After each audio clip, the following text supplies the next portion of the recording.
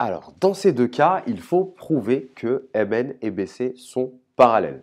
On connaît ici donc une configuration qu'on peut qualifier là, de configuration de Thalès, même si ces deux droites-là ne sont pas parallèles. On parlait de configuration de Thalès quand ces deux droites-là étaient parallèles. Mais là, on a juste les deux séquentes. On a juste les deux droites séquentes. Et ces deux droites-là, qui coupent chacune de nos droites séquentes, dont on doit prouver le parallélisme. On remarque qu'on nous donne des longueurs, qu'on ne nous demande pas de calculer de longueurs. Ces longueurs qu'on nous donne alors, ce sont les longueurs de ce que j'appelle les porteurs de parallèles. Les porteurs de parallèles, ce sont les côtés qui ne sont pas en réalité côtés qui sont inclus dans les droites dont on doit démontrer le parallélisme. Je m'explique, là on doit démontrer le parallélisme de MN et de BC, si ces deux droites sont ou ne sont pas parallèles. Les côtés donc MN et BC sont inclus dans ces droites-là. On n'a pas besoin de prouver quoi que ce soit ou de les impliquer dans le calcul. En revanche, les petites pattes là qui les portent, on peut se placer du point de vue de A. MN est porté par la patte AM et AN, et BC est porté par la patte AB et AC. Voilà pourquoi j'appelle ça les porteurs de parallèles.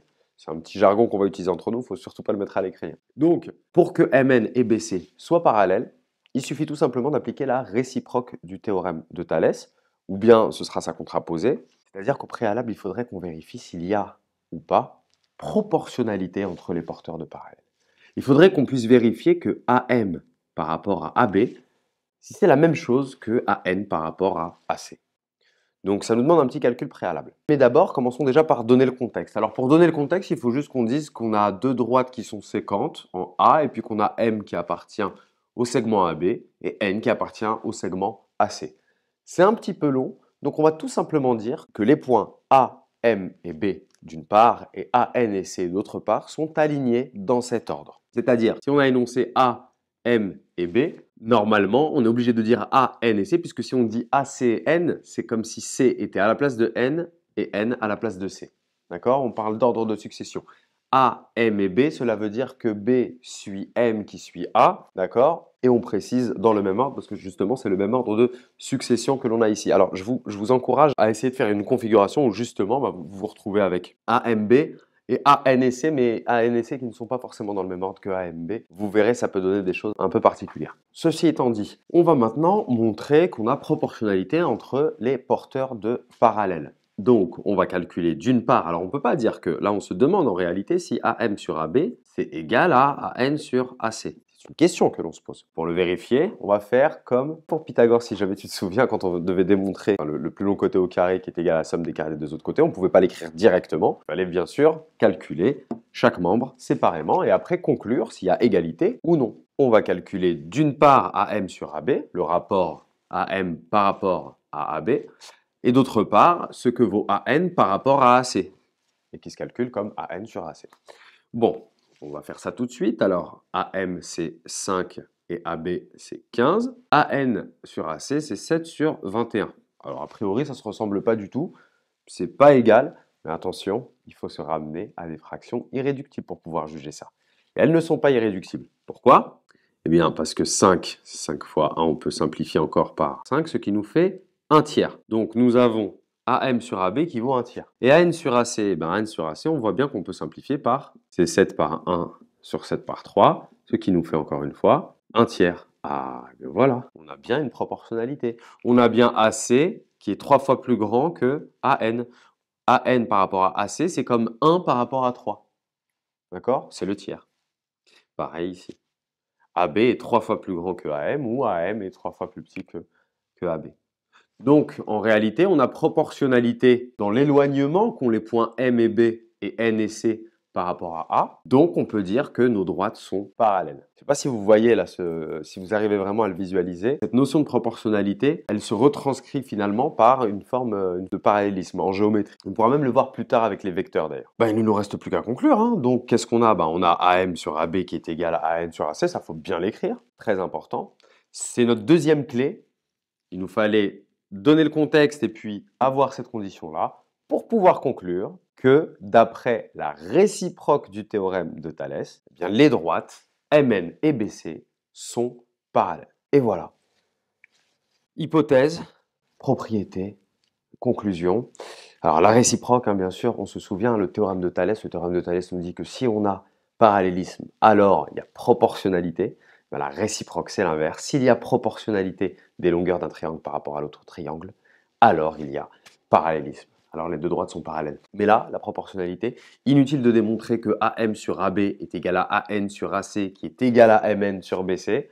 Pas besoin de montrer l'égalité de ces trois quotients, deux suffisent, ce sont les deux des porteurs de parallèle. Voilà, on passe tout de suite au deuxième. N'hésitez pas à appuyer sur pause, d'accord, à essayer de le faire vous-même.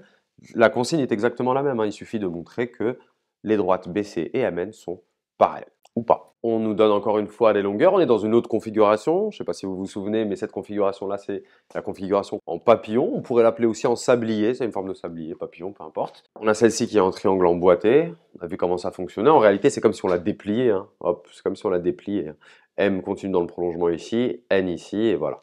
Ça nous donnerait une forme comme ceci, bon, inversée pour le coup. Alors, il faut, encore une fois, qu'on mette le contexte. Voilà, qu'on a des points alignés dans le même ordre, ou bien qu'on a deux droites parallèles et on précise aussi l'appartenance de tel et tel point. Ce qu'on va faire, c'est juste petite rédaction comme ça, standard, on va pas se prendre la tête. On sait que CAN d'une part, et quels sont les trois autres points qui sont alignés dans le même ordre, et BAM d'autre part. Très bien. Maintenant, d'une part, qu'est-ce qu'on veut montrer? Maintenant, on veut montrer s'il y a proportionnalité des porteurs de parallèles. J'ai dit, c'est comme ça qu'on les appelle, c'est pas officiel, hein. On ne va pas l'écrire en évaluation. Il faut montrer que AC par rapport à AN, on doit montrer si c'est égal ou pas à AB par rapport à AM.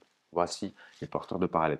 AC dans ce triangle-là, dans le triangle ABC, il correspond au côté AN. Et AB correspond au côté AM. Encore une fois, dans le triangle ABC, il est dans le triangle ABC, et AM dans le triangle AMN, d'accord? On parle bien de côtés de triangle à chaque fois. J'espère que c'est bien clair. C'est vraiment les côtés de triangle. C'est les deux paires de côtés de triangle, hein, qu'on appelle, que j'appelle, pardon, les porteurs de parallèles. On a donc d'une part AC sur AN, d'autre part AB sur AM. Attention, je n'ai pas fait la réflexion avant, mais on pouvait très bien faire l'inverse, hein. On pouvait très bien ici montrer que AB par rapport à AM était égal ou pas à AC par rapport à AN. Donc calculer l'inverse de ces rapports, l'inverse de ces écritures fractionnaires. On pouvait calculer ici donc aussi également AN sur AC, mais ici on est obligé à ce moment-là alors de faire AM sur AB, d'accord? On fait petit sur grand ou alors grand sur petit. On prend les longueurs d'un triangle numéro 1 divisé par les longueurs du triangle numéro 2. Alors ici, qu'est-ce qu'on a?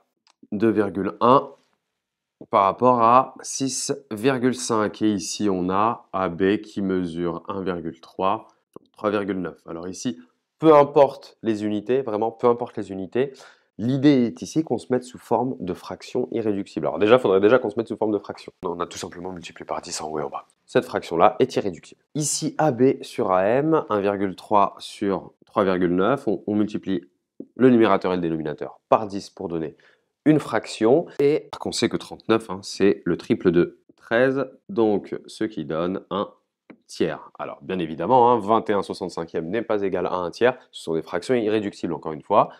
Donc, finalement, bah, qu'est-ce qu'on peut dire? On peut dire que AC sur AN n'est pas égal à AB sur AM. Et c'est pas passé loin, hein, parce que 65, c'est presque, c'est pas très loin du triple de 21. Donc, on a ceci. Alors, à ce moment-là, qu'est-ce qu'on peut dire? N'avons pas proportionnalité, d'accord? N'avons pas, donc, égalité des quotients. Si on n'a pas égalité des quotients, on se souvient du théorème de Thalès qui nous dit si les droites sont parallèles, alors égalité de quotients. S'il n'y a pas égalité de quotients, alors les droites ne sont pas parallèles. Ça découle tout de suite du théorème. Donc on pourrait citer le théorème pour conclure que les droites ne sont pas parallèles, que les droites CB et MN ne sont pas parallèles. Ou bien on pourrait aussi parler de contraposer. Souvenez-vous, on l'avait vu pour le théorème de Pythagore. Si A, alors B, sa contraposée, c'est si non B, alors non A. Si j'habite à Paris, alors j'habite en France. Cela veut dire que si on n'habite pas en France, qui est la condition nécessaire pour habiter à Paris, eh bien je ne peux pas habiter à Paris.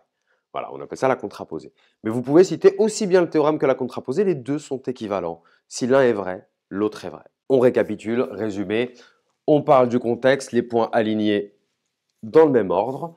Ensuite, on va chercher à calculer le rapport des porteurs de parallèles, l'un qui va avec l'autre, AM par rapport à AB et AN par rapport à AC. Pour voir les porteurs de parallèles, il faut déjà identifier les droites dont on veut démontrer le parallélisme. Si on me parle de celle-ci, eh bien les porteurs de parallèles, c'est très simple. Je regarde les deux droites séquentes, je pars toujours du point d'intersection, et mes porteurs de parallèles, c'est ce côté-là et ce côté-là, et ce côté-là par rapport à ce côté-là. J'espère qu'au niveau des couleurs, ça va passer, qu'on va pouvoir voir la différence entre les deux. Voilà, j'espère que c'est clair. C'est le parallélisme des porteurs de parallèles, enfin la proportionnalité, pardon, des porteurs de parallèles, on le dit ou on ne le dit pas, et va nous permettre de conclure si les droites sont parallèles ou non, d'après la réciproque du théorème de Thalès s'il y a égalité. S'il n'y a pas égalité, ben d'après la contraposée du théorème de Thalès, ou bien d'après le théorème de Thalès lui-même. Mais ça, vous le savez quand même déjà un peu, puisqu'on s'est entraîné sur Pythagore là-dessus, tout ce qui est réciproque, contraposé. J'espère que c'est clair. Entraînez-vous bien. Si vous avez des questions, n'hésitez pas. Bon courage.